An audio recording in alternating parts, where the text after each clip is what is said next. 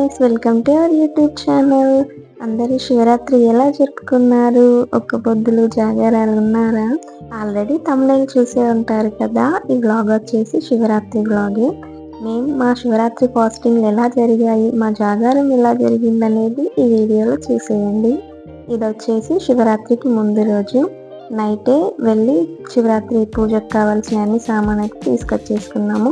శివరాత్రికి ముందు రోజు నైట్ అయితే పూల మార్కెట్ అలాగే పండ్ల మార్కెట్ అయితే జనాలతో కిటకిటలాడింది.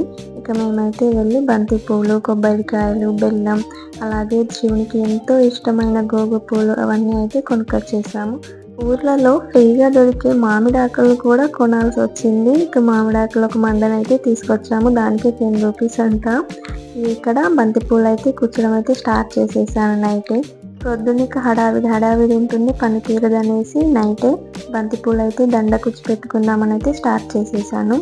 యాక్చువల్గా విలేజ్లో ఈ పూలను కూడా కొననవసరం లేదు, అన్నీ ఫ్రీగానే వస్తాయి. ఓన్లీ కొబ్బరికాయలు, కొంచెం బెల్లం అలాగే మిగతా పూజ ఐటమ్స్ తీసుకుంటే సరిపోతుంది. కానీ ఇక్కడ అలా కాదు కదా, ఏది కావాలన్నా కొనాల్సిందే. మామిడాకులు, అట్లీస్ట్ కరివేపాకును కూడా కొనాల్సిందే. ఎంతైనా విలేజ్ లైఫే, సిటీ లైఫే కదా. ఇలాంటప్పుడే అనిపిస్తుంది అబ్బా విలేజ్లో ఉంటే బాగుంటుంది అని. మీకు కూడా ఇలా ఎప్పుడైనా అనిపించిందా? కామెంట్ చేయండి. ఇక ఇక్కడైతే బంతిపూలను అయితే లెక్క పెడుతున్నాను. అంటే 2 కలర్స్ తీసుకున్నాము బంతిపూలు, 2 రకాలవి. కొన్ని ఎల్లో కలర్స్, కొన్ని రెడ్ కలర్స్ అయితే తీసుకున్నాము. అందుకే ఏ వెన్న వచ్చాయనైతే లెక్క పెడుతున్నాను. ఏ కలర్ పువ్వు తర్వాత ఏ కలర్ పెడదామని ముందే ప్రీ ప్లాన్ చేసి పెట్టుకుంటున్నాను. ఎలా కుచ్చితే దండ మంచిగా కలర్ఫుల్గా కనిపిస్తుంది అనేసి ఇలా అయితే చేస్తున్నాను. మంచిగా ఇక టీవీలో శివరాత్రి పాటలు అయితే పెట్టుకొని దండ అయితే కుచ్చుతున్నాను. అదేంటో కదా, ఈ సాంగ్స్ అనేవి మైండ్కి రిలాక్స్ని ఇస్తాయి కదా. అందులోనూ ఈ డివోషనల్ సాంగ్స్ అంటే ఇక పాజిటివ్ ఎనర్జీ వచ్చేస్తుంది. నేను నార్మల్ టైంలో కూడా ఇంతే, ఏదైనా పని చేయాలంటే టీవీలో ఇక సాంగ్స్ పెట్టేసుకొని పని అయితే చేసుకుంటాను. అలా చేస్తే పని అయితే తొందరగా అయిపోయినట్టు అనిపిస్తుంది. మీరు కూడా ఇంతే, ఏదైనా పని ఉన్నప్పుడు ఇలా టీవీలో సాంగ్స్ పెట్టుకొని చేసుకుంటారా? కామెంట్ చేసేయండి.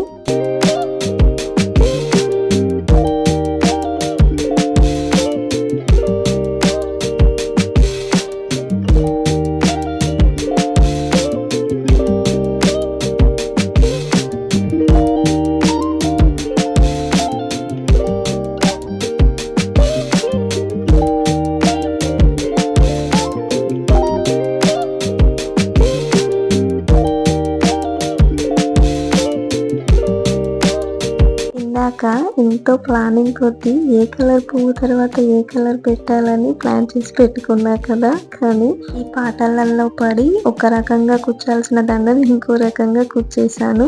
ఇక అవి తీయలేం కదా, పోనీలే అనేసి ఇక అలానే కుచ్చేసా. అలా ఉంటుంది మరి మనతో. ఏ పని అయినా అంతే, ఫస్ట్ పని స్టార్ట్ చేసేటప్పుడు స్టార్టింగ్లో ఒకటి అనుకుంటాం, కానీ మధ్యలోకి వచ్చేసరికి ఇంకోటి జరిగిపోతుంది అలా.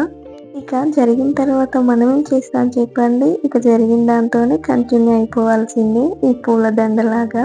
అందుకే అంటారు ఏ పనైనా ఏకాగ్రతతో చేయాలి అని. ఏకాగ్రత లేకుంటే ఇదిగో ఇలానే అవుతుంది. ఇలా నాలాగా మీలో కూడా ఎవరైనా ఉన్నారా? స్టార్టింగ్లో ఏదో చేద్దామని ఊహించుకొని మధ్యలోకి వచ్చేసరికి ఇంకేందో చేసేయడం ఉంటే కింద కామెంట్ సెక్షన్లో కామెంట్ చేసేయండి. ఇక్కడిక దండ అయిందా లేదా, ఇక్కడ దాకా వచ్చిందని చూస్తున్నాను. నాకైతే బంతిపూలు చూసినప్పుడల్లా మల్లన్న దేవుని పట్నాలు, బోనాలు గుర్తొస్తాయి. ఎందుకంటే ఆ సీజన్లోనే కదా బంతిపూలు ఎక్కువగా పూస్తాయి. మా అమ్మమ్మ వాళ్ళకి పట్నాలు, బోనాలు ఉండే. మేమైతే చిన్నప్పుడు బాగా వెళ్ళే వాళ్ళం. ఇప్పుడంటే కుదరక వెళ్ళట్లేదు, కానీ అప్పుడైతే బాగా వెళ్ళాం. అప్పుడు వెళ్ళినప్పుడల్లా ఇలా దండలు కూర్చే డ్యూటీ అయితే వచ్చేది నాకు. ఇక గంపలు బంతిపూలు తీసుకొచ్చేవాళ్ళు. వాళ్ళకి బాగా చెట్లు ఉండేవి, ఇక వాళ్ళ చెట్లే తీసుకొచ్చేవాళ్ళు. తీసుకొచ్చి ఇక ముందట పెడితే దండలు కుచ్చుకుంటూ ఉండేవాళ్ళం మేమైతే. భలే ఉండేది అసలు అప్పుడు. ఇక ఫైనల్గా దండ కుచ్చడం అయితే అయిపోయింది. ఒకలా కుచ్చుదాం అనుకుని ఇంకోలా దండ కుచ్చేసాను. పర్లేదు, ఇలా కూడా బాగానే కనిపిస్తుంది.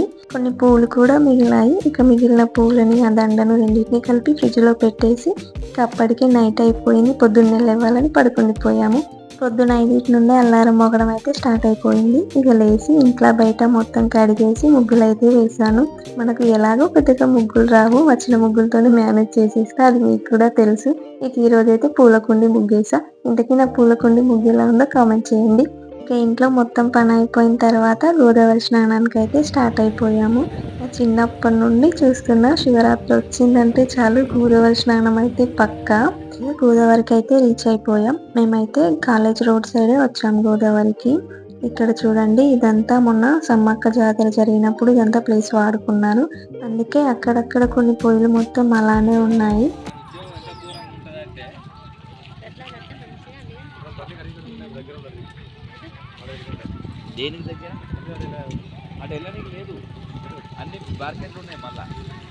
ఇక్కడిగా మా బైకులను అయితే పార్క్ చేసేసి ఇక లోపలికి గోదావరిలోకి అయితే వెళ్తున్నాము.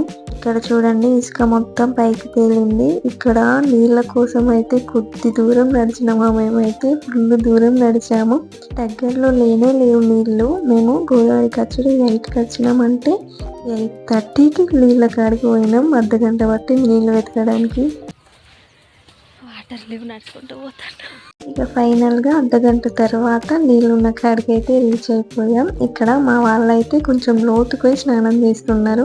మాకైతే ఇక్కడ మేమున్నది బాగా లోతు అనిపించి భయం వేసి ఇక్కడ ముందే చేస్తున్నాం స్నానం. ఇక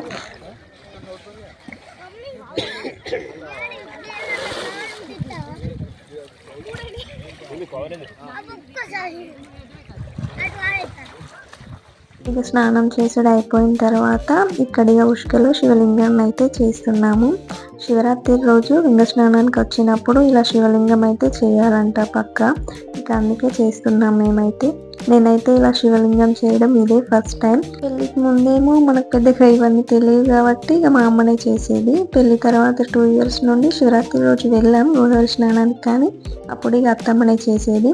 ఇంతకు ముందు ఎప్పుడు ఇలా చేయలేదు కాబట్టి ఎట్లా ఇలా చేసుడు ఏం చేసుడు అనేది తెలియదు. ఇక పక్కకు మా వదిన చేస్తుంటే మా వదినను చూసి అయితే నేను కూడా చేస్తున్నాను ఇక్కడ. మా బాబోయ్ అసలు చలి స్నానం చేసేటప్పుడు పెద్దగా ఏం అనిపించలేదు, కానీ స్నానం చేసి బయటికి వచ్చాక చూడండి ఇక మామూలు చలి కాదు. నేనైతే వణికిపోయాను అసలు. నాకు అసలే మామూలుగా చలి ఎక్కువనే, ఇంకా చల్లీళ్ళు చేసి ఇక బయటకు వచ్చాక అయితే ఫుల్ చలేసిందిగా తడి బట్టలతో. ఇక అలా వణుక్కుంటూనే శివలింగాన్ని అయితే చేశాను. ఇక్కడ చూడండి, ఇక జనాలు అయితే కొద్దిగా వస్తున్నారు. మేము వచ్చేటప్పుడు పెద్దగా లేరు. ఇక మేము వచ్చిన తర్వాత చూడండి ఎంతమంది వచ్చారో. చాలా మంది శివరాత్రి రోజు గంగా స్నానం చేయడానికి ఎక్కువ ఇంట్రెస్ట్ చూపిస్తారు కదా. చాలా మందికి శివరాత్రి ఒక్క పొద్దులు ఉంటాయి. ఒక్క పొద్దులు ఉన్నా లేకున్నా గోదావరి స్నానం అయితే చేసి వెళ్తారు. నార్మల్ డేస్ లో కంటే శివరాత్రి రోజు చాలా మంది గోదావరి స్నానం చేయడం ఇంట్రెస్ట్ చూపిస్తారు. ఇక్కడైతే ఇక శివలింగం చేసి దానిపైన పసుపు కుంకుమ పువ్వులు అయితే పెట్టేశాము. నెక్స్ట్ ఇక్కడ పసుపుతో గౌరమ్మనైతే చేసి దానిపైన పూలు అయితే పెట్టేసి ఇలా నీళ్ళలో అయితే విడిచిపెట్టాము. ఇద్దరం చేసాము గౌరమ్మ, ఇద్దరం చేసి నీళ్ళలో అయితే విడిచిపెట్టాము. ఇక్కడనైతే అగరబస్తీలను ముట్టించడానికి పెద్ద టాస్కే జరిగింది అసలు. అప్పుడే స్నానం చేసి వచ్చాం కదా, మొత్తం తడిగా ఉండే, తడికి మొస్సలు అంటుకోవట్లేదు అగరబస్తీలు. అసలే తడిగా ఉన్నామంటే ఇంకో పక్క గాలి వస్తుంది. ఆ గాలికి అగ్గిపుల్ల అగరబస్తీని చేరేలోపే అగ్గిపుల్ల ఆరిపోతుంది. ఇక్కడే చాలా టైం అయితే వేస్ట్ అయిపోయింది.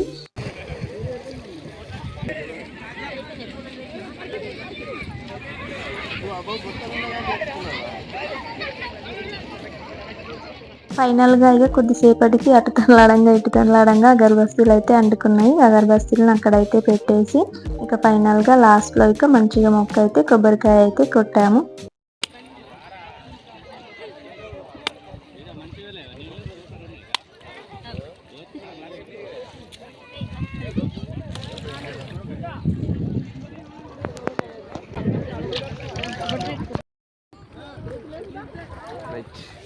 ఇక కొబ్బరికాయ అయితే కొట్టేసిన తర్వాత అందరం మొక్కేసి అక్కడంతా అయిపోయిన తర్వాత ఇక ఇంటికైతే రిటర్న్ అయిపోయాం గోదావరి నుంచి.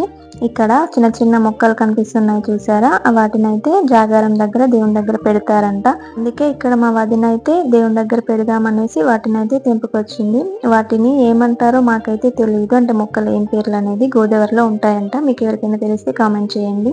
ఇక్కడ గోదావరి ఒడ్డుకే శివాలయము, అలాగే ఆంజనేయ స్వామి, రమా సహిత సత్యనారాయణ స్వామి గుళ్ళు కూడా ఉంటాయి. ఆ గుడిలోకి వెళ్ళి దర్శించుకుందాం అనేసి ఇక్కడైతే కాళ్ళు కడుక్కుంటున్నాము. చూడండి, మేము రిటర్న్ అయ్యేసరికి ఎంతమంది జనాలు వస్తున్నారు, చాలా మంది వచ్చారు. ఇక గుడి లోపలికి అయితే వెళ్తున్నాం. ఈ గుళ్ళ పక్కకే సమ్మక్క సారక్క గద్దెలు కూడా ఉంటాయి. మొన్న జాతర కూడా జరిగింది.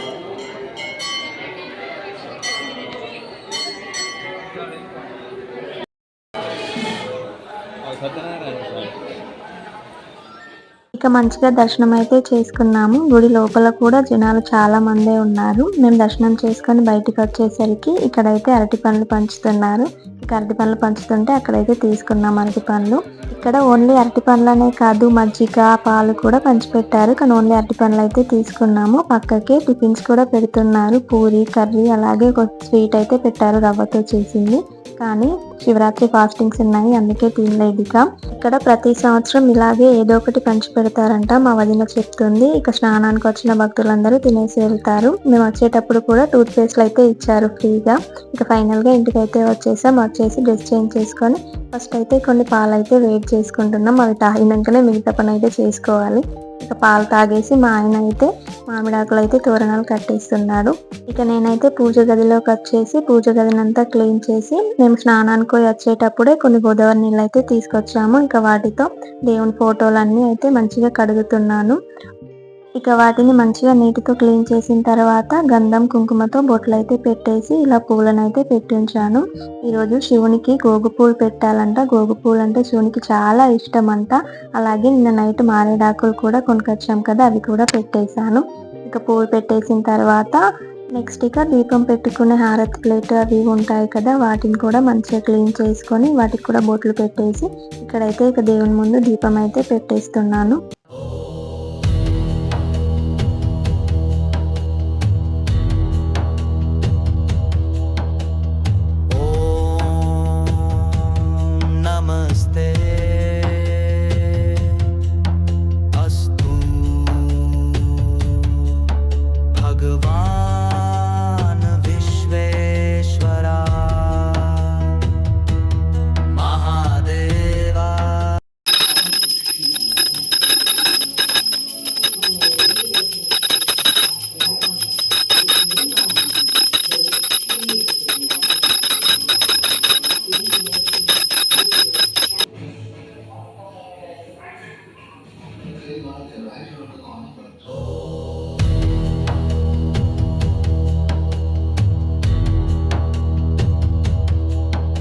ఇక ఫైనల్ గా హారతి ఇచ్చేసి నాకు తెలిసినట్టుగా పూజ అయితే ఇలా కంప్లీట్ చేసేసాను. ఇక లోపల దీపం పెట్టడం అయిపోయిన తర్వాత బయట తులసి దగ్గర కూడా దీపం పెట్టేశాను.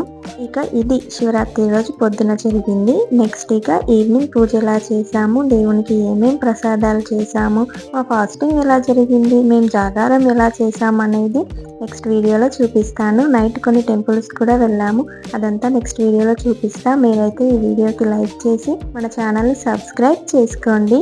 మళ్ళీ నెక్స్ట్ వీడియోలో కలుద్దాం. Thank you for watching.